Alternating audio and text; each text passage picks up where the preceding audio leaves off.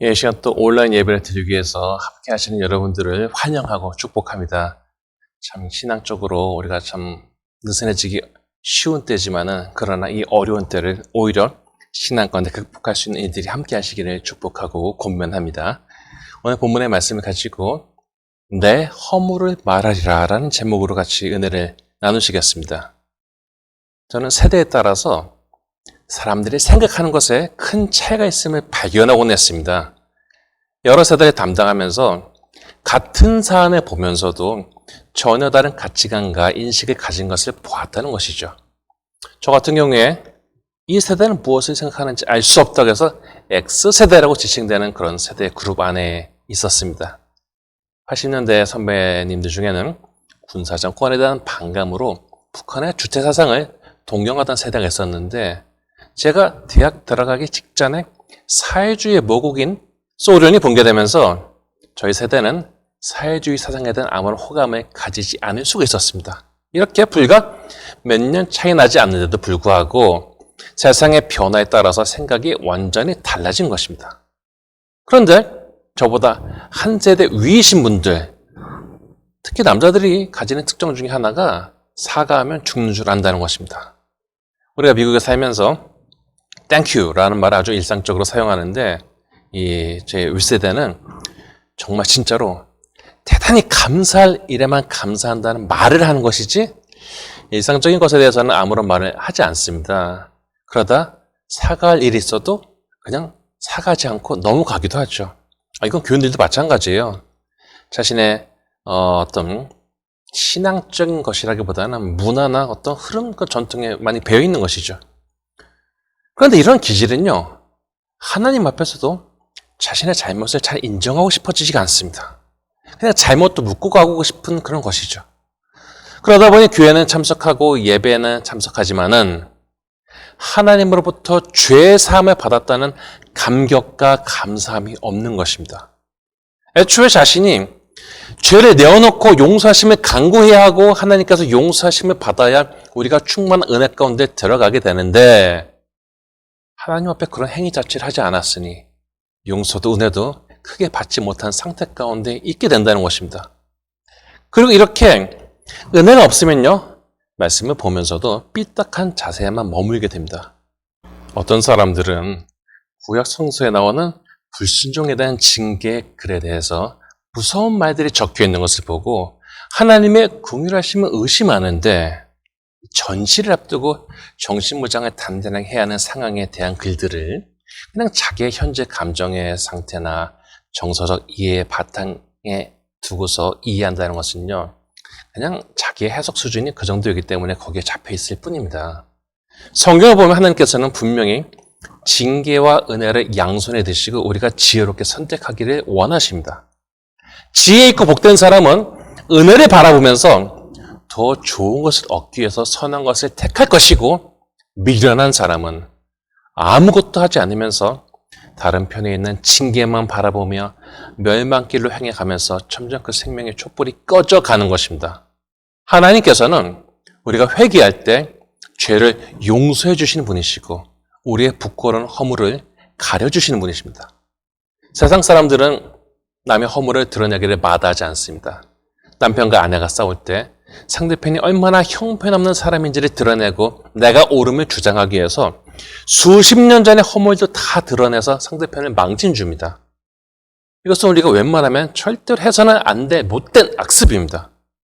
그런데 대부분의 사람들은 자기 부모님이 이렇게 싸우는 것을 보고 배워서 그런 전술을 사용하기 마련이지만요, 결코 도움이 되지도 않고 결과도 좋지가 않습니다. 상대방의 과거 약점을 끌어내서 상대방을 아주 나쁜 사람으로 만들어서 내가 이겼다고 해봅시다. 그래서 남는 것은 무엇입니까? 이제 이겼으니까 행복하고 만족스럽습니까? 결과적으로 상대방과의 거리만 더 벌어지지 않겠습니까? 그런데 하나님께서는 우리가 돌이켜서 살고자 할 때 과거의 허물을 다시 들추시는 분이 아니십니다. 오히려 그 허물을 가려주시는 분이십니다. 창세기 9장에 보면은 노아는 포도주 먹고 큰 실수했습니다. 취해서 옷이 다 벗겨진 채로 잠이 들었던 것입니다. 그러자 아들이었던 셈과 야벳은 옷을 가져다가 뒷걸음질 쳐갖고 아버지의 수치를 덮었습니다. 그러나 함은 그렇지 않았죠. 결국 노아는 셈과 야벳을 축복하였고 함에게는 험한 저주를 했습니다. 결코 노아가 잘했다고 라고는 할 수는 없겠지만은 남의 허물을 드러내기를 즐겨내는 것보다는 그것을 가려줄 수 있는 것이 하나님의 본성에 더 가까운 행동인 것이죠. 그래서 히브리서 10장 17절에 보면 주님께서는 이렇게 우리를 대하시는데 또 그들의 죄와 그들의 불법을 내가 다시 기억하지 아니하리라 라고 하십니다. 그러므로 우리는 용서하신 하나님 앞에 겸손한 마음으로 나아가서 하나님의 자비를 얻어야 됩니다. 오늘 시편을 자세히 보다 보면요. 다윗이 처음에는 하나님께 자신의 죄악을 말하지 않고 버티려고 했습니다. 정확한 이유와 상황은 알기 어렵지만은 다윗은 하나님께 말하지 않고 버텼는데 하나님께서 이러한 다윗을 압박하셨던 것입니다. 그래서 이 압박을 통해 깨달음 얻은 다윗은 이제 하나님께 자신의 잘못을 고백하게 되었습니다. 먼저 다윗이 죄를 말하지 않고 버티는 내용은 3절에 있는 바 자신이 입을 열지 아니할 때 종일 신의 마음으로 자신의 뼈가 쇠한다라고 합니다. 이렇게 버팀으로 인해서 자기 또한 상해가고 있었던 것입니다. 하나님께 자신의 잘못을 인정하지 않고 버티는 동안 결국 자기 자신도 행복하지 않은 것이고 오히려 더 큰 어려움에 빠질 수가 있습니다. 그래서 이런 압박감은 4절에 보니까 주님의 밤낮으로 자기를 누르셨기에 자기의 진액이 빠져서 여름 가뭄에 마르는 것처럼 되어버린 것 같은 모습으로 이렇게 묘사가 되죠. 하나님께 회개하지 않고 겸손하게 무릎 꿇지 않고 자기 멋대로 하면 될 것 같지만은 하나님께서는 이미 자신의 것으로 삼으신 사람들을 통제하십니다. 이것은 우리를 못 살게 하기 위해서가 아니라 하나님의 백성답게 만드시기 위한 것입니다. 이런 어려움 속에 다윗은 결국 하나님께 항복하는 수밖에 없었습니다. 그래서 5절에 보면 내가 이르기를 내 허물을 여호와께 자복하리라 하고 주께 내 죄를 아뢰고 내 죄악을 숨기지 아니하였더니 라고 하고 여기에 따라온 것은 신속한 용서하심이었습니다.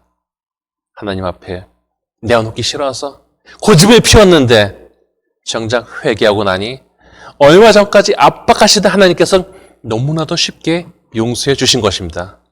그래서 다윗은 하나님의 의도는 그의 백성을 용서하시는 것에 가 있다는 것을 알게 되었습니다.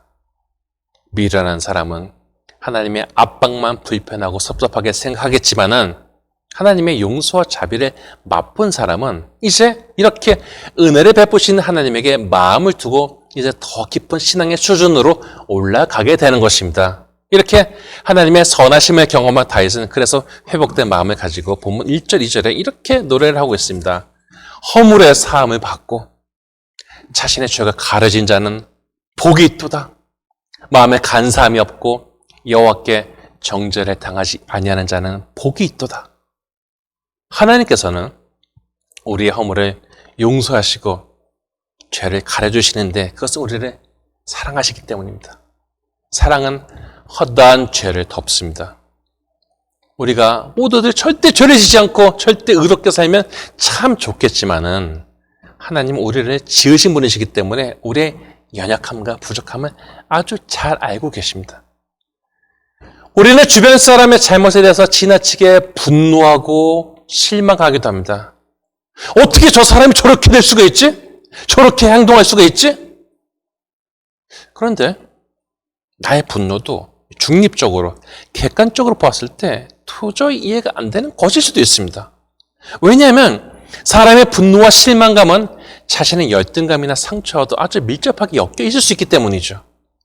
그리고 이렇게 마음의 상처를 받은 사람은 대부분의 경우에 자기 혼자 끝나지 않고 주변 사람에게 끊임없이 부정적인 영향을 끼칩니다. 자신의 상처 때문에 불안함을 경험한 사람은 주변 사람들에게도 계속해서 불안한 소식만 증파해서 전달하죠. 히브리서 12장 15절에 보면은 너희는 하나님의 은혜에 이르지 못한 자가 없도록 하고 또 쓴 뿌리가 나서 괴롭게 하여 많은 사람이 이로 말미암아 더럽게 되지 않게 하며 라고 하는데 자기 인생을 돌이켜 보았을 때 자신의 부족함으로 말미암아 주변에 은혜를 끼치기보다는 부정적인 씨앗들을 퍼뜨리고 살았다면 이것은 하나님 앞에서 심각하게 회개해야 할 것입니다.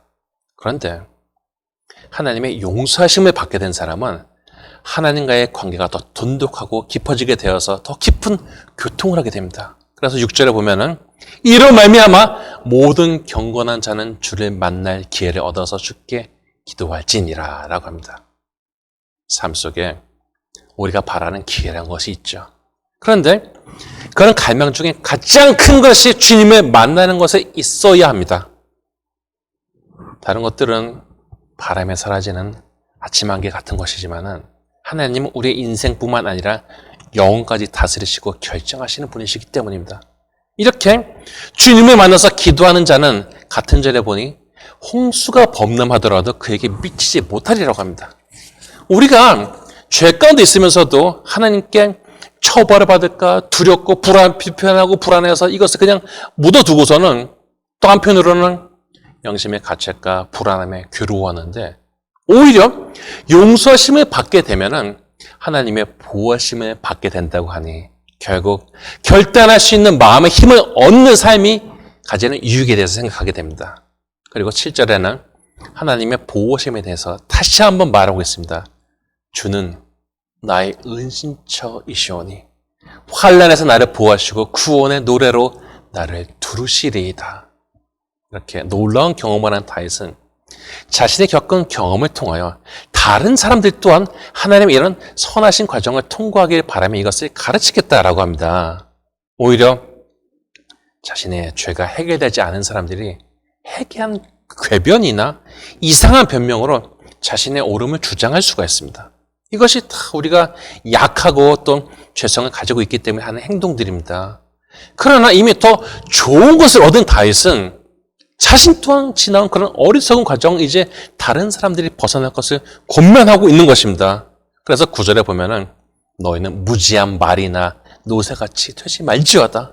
그것들은 제갈과 굴레로 단속하지 아니하면 너에게 가까이 가지 아니하리로다 라고 합니다. 사람이 악해지는 것은요 다른 것이 아니라 자신의 미련한 가운데 하나님께 회개 받으려고 나오지 않고 저항하고 버티는 것입니다.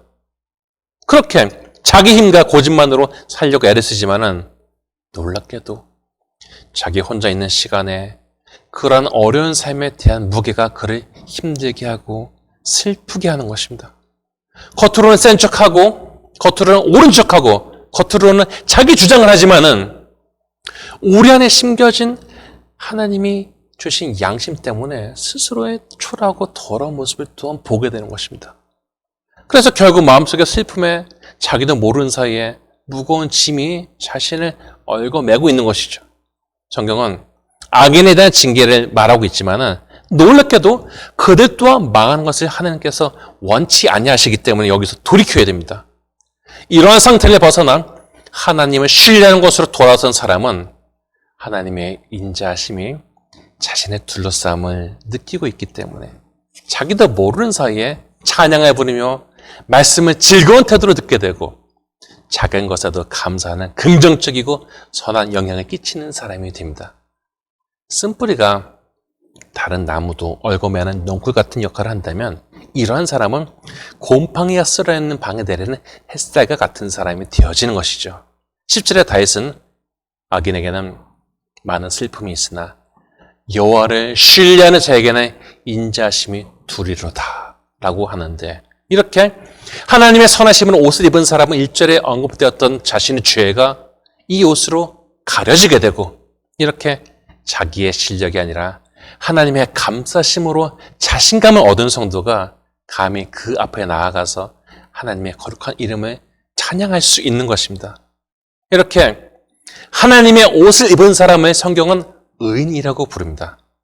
너무나 훌륭한 과거를 가졌고 너무나 고매한 인격의 삶을 살았기 때문이 아니라 하나님 앞에 회개함으로 하나님의 자비를 얻어 감히 의롭다고 불리게 된다는 것입니다. 그래서 11절은 너희 의인들아 여호와를 기뻐하며 즐거워할지어다 마음이 정직한 너희들아 다 즐거이 외칠지어다 라고 합니다. 우리가 하나님 앞에서 거짓된 모습이 아니라 겸손하고 정직하게 자신의 죄를 인정하고 오히려 하나님의 용서하심에 그러한 주권을 인정하는 사람이 되어서 하나님 보시기에 간사한 것이 없을 때 우리가 진정한 마음으로 하나님을 찬양할 수가 있는 것입니다. 물론 우리의 대적은 우리가 자유롭고 즐겁게 하나님을 찬양하는 것을 원하지 않습니다. 그래서 어떻게 해서든 하나님 앞에서 회개하지 못하게 하고 그럴듯한 핑계나 원망을 가지고 자신의 입장을 합리화시키려고 듭니다. 자신의 신앙생활을 냉정하게 보았을 때 전보다 열심도 떨어지고 믿음도 떨어졌지만은 그러한 상태에 대한 그럴듯한 자기 합리화가 분명히 있을 것입니다. 누구 때문에 이렇게 됐어 라는 것은 아주 강력한 논리인 것 같아 보입니다. 그러나 평생 그렇게 남 핑계만 대면서 신앙적인 발전을 하지 못하고 있다가 나중에 하나님 보좌 앞에 나가서 너 신앙생활 어떻게 하다 왔냐 라고 하실 때 한 달란트 받은 종처럼 핑계만 댄다면요, 그 결과는 어떠하겠습니까? 평생 궁색한 변명만 하다가 가는 인생이 아니라 하나님과 우리 사이에 끊어진 것을 이으시는 예수님을 통해서 회복함을 얻고 죄사함을 받아 그 은혜 가운데 찬양하며 하나님의 보좌를 사모하는 힘 있는 신앙인이 되어야 되지 않겠습니까?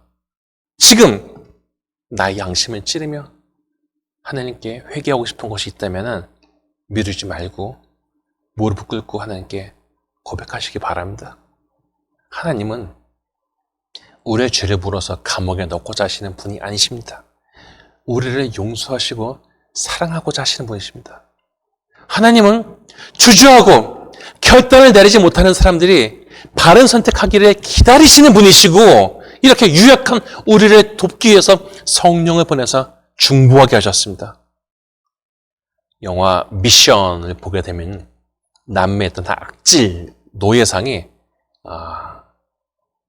동생과 싸우다가 죽이게 되고요. 귀로하다가 수도사가 되기 위해서 고행을 하고 무거운 잡동사니를 메고 절벽을 기어오릅니다. 그런데 그가 버거워할 때 그에게 원한을 품은 원주민들이 다가와갖고 칼로 그의 목을 노립니다. 그런데 그러다가 그의 밧줄을 끊어내고 그의 죄짐을 상징하는 잡동사니를 절벽 아래로 굴려버립니다. 그를 용서하였던 것이죠. 자신의 감정과 과거를 뛰어넘는 용서는 하나님의 본성입니다. 이런 하나님의 특권을 누리는 지혜와 결단이 우리를 감격하게 하고 용기 있게 합니다. 지상을 살지만 하나님 앞에 자신의 죄를 용서받고 천국을 누리는 은혜가 함께 하시기를 축복합니다. 바라옵기는 우리를 용서하신 하나님 앞에 나아가 그 자비하심과 선하심을 맛보고 마음의 죄짐을 벗어버리는 자유로운 하나님의 아들, 딸들이 다 되시기를 주님의 이름으로 축원합니다.